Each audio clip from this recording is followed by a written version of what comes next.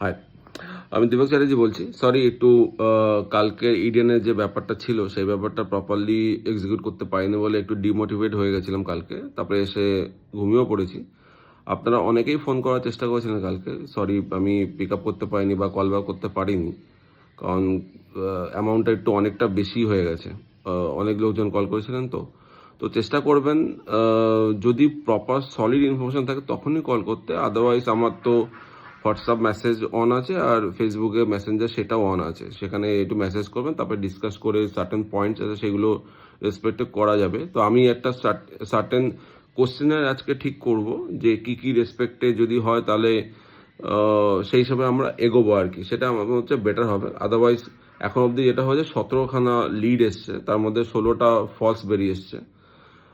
একটা এখনো চেকিং আমি করছি, তার সঙ্গে ডিসকাশন চলছে এখন, তারপর দেখা যাক কি হয়।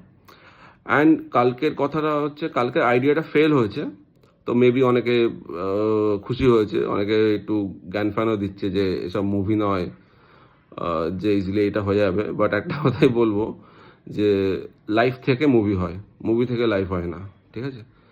সো আর একটা কথা সেটা হচ্ছে, আমি ডিমোটিভেটেড এটা হয়নি যে আইডিয়াটা ফেল হয়েছে। আমার ডিমোটিভেশনের কারণ হচ্ছে অন্য, যে যে আইডিয়াটা যেটা করেছিলাম যে সেটা প্রপারলি এক্সিকিউট করতে পারিনি। তার ওয়ান অফ দ্য রিজন যেটা আমার মনে হচ্ছে বা হয়েছে সেটা হচ্ছে, এটা মানে অনেকটাই পিপল ডিপেন্ডেন্ট ছিল, যে এটা কি করব সেটা কি করব, কেউ যদি থাকতো আমার সঙ্গে বেটার হতো। কারণ একা ওই 30,000 লোক ওখানে গেছে একটা স্টেডিয়ামে, সেখানে একা পোস্টার নিয়ে সেগুলো করে, আমি পোস্টার প্রিন্ট তো আমি নিজেই করেছি, নিজেই খোঁজ খবর লাগিয়ে, তারপরে জাজডাল, বেসিক্যালি জাজডাল থেকে, তো জাজডাল ইজ এ গুড সার্ভিস।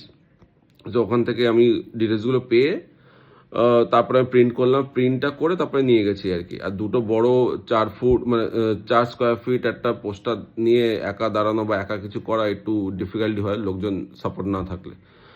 আর স্টেডিয়ামে আমাকে সেরকমভাবে কেউ সাপোর্ট করেও নি আর কি, সেই একটা ব্যাপার আছে। কারণ আর একটা রিয়েলিটি চেকও হয়ে গেল যে ওখানে অলমোস্ট 30,000 লোক আছে, সেখানে ইডেনের স্টাফ ছাড়া আমাকে কেউই চেনে না।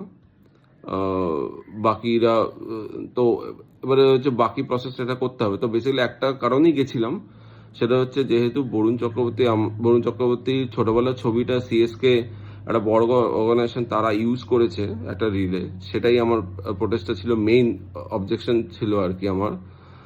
এবারে সেকেন্ড প্রসেস তো আছে অলরেডি, কোর্ট অর্ডার, যেটা অলরেডি উকিলের সঙ্গে কথা বলছি, তারা ওটা প্রসেস করবে ফার্দার, দেখা যায় এই সপ্তাহে কি হয়। বাট আমি এটা সলভ করব, চিন্তা করো না, ডাজন্ট ম্যাটার। তো আমি এমনভাবে করবো যাতে পিপল ডিপেন্ডেন্ট না হয় এরপর থেকে। Thank you.